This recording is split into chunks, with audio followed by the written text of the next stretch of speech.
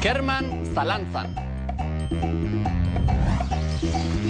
Tatiana eta Gontzal Mari ezkondu egingo dira. Gonbidatu altzaituzte. Bai, gonbidatu nago. Udaletxan ezkonduko dira, ezta? Ez ba, elizan ezkonduko dira. Gontzal Mariren Aiton Amonen herriko elizako kaperan.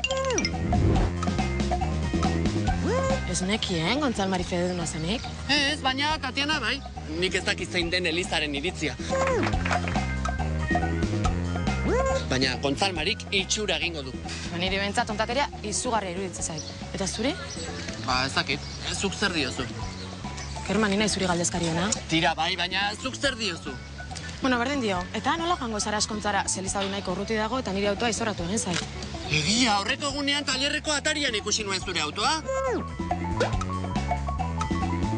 Eta matxura larria aldu. Ez, oso larria ere ez, baina autoa zarra denez, zalantzan nago. Ez dakit konpondu, ala ez. Eta zein da tailerraren iritzia? Zer esan dizute? Ba, merezi duela konpontzea, baina ez dakit bereekin fidatu. Txu nire autoa ezagutze duzu? Zu zer egingo zenuke nire lekuan? Ba, ez dakit. Zuk zer diozu? Nola nik zer dio dan? Kerman, nina izuri galdezkari dena. Bai, baina zuk zer diozu? Ai, bueno, berdin dio. Amaia? Amaia! Adi egon Elizako kaperan, Elizaren iritzia eta tankerakoekin. Elizako kaperan esango dugu lekua adierazteko.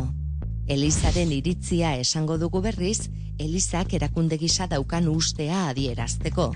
Kontuz beraz, Elizako iritzia, tailerreko ustea eta mota horretakoekin. Eta, zer egingo duzu oporretan? Pentsatuta daukazu nora joan? Jo, bagia esan ez. Bueno, Turkiara joatuko asmoa genuen, baina beldurnez esote duen bero gehiagi egingo. Turkiara? Hori da, hori kasualitatea. Turkiari buruz erreportaje bat ikusi nuen aurreko. Oso polita da, antza?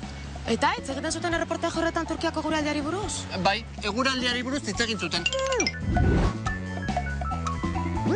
Neguan hotz egiten du, eta udan bero.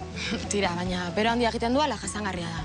Nik uste dut jasangarria dela, ala ematen zuen behintzat. Orduan zudan Turkiara joango zinateke oporretan? Ba, ez dakit, oraindik ez dut Kirmenekin oporrei buruz hitz egin.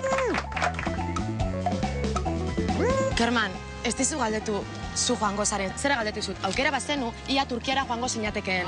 Hipotesia da beraz, hori beste gauza bat da. Tira, orduan zer? Ez dakit nik, ba? Oso gauza filosofikoa da hori.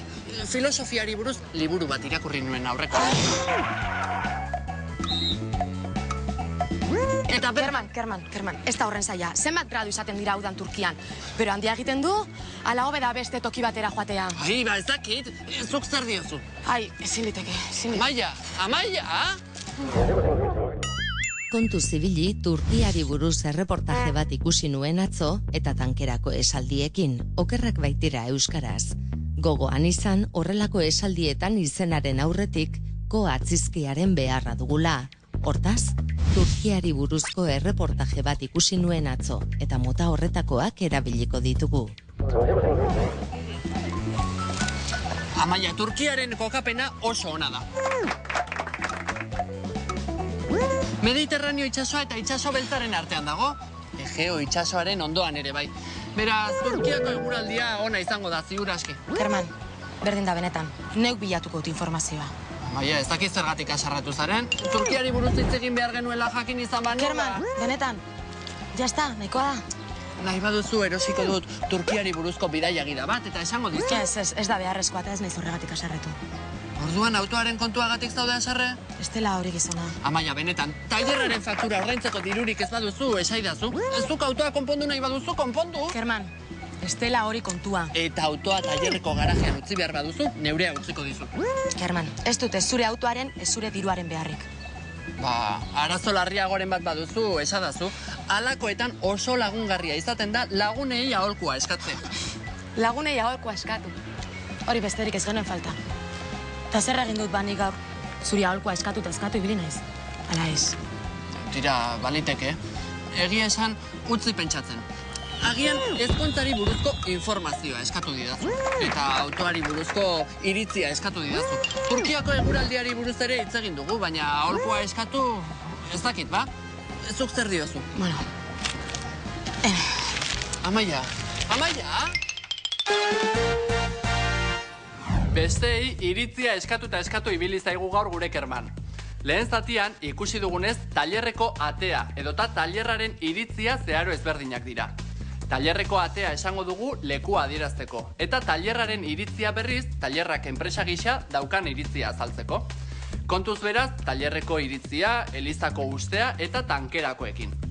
Bestalde, filosofiari buruz liburu bat irakurri nuen, motako esaldiak okerrak direla ikusi dugu. Gogoratu, horrelakoetan, izen baten aurretik koatzizkia behar dugula.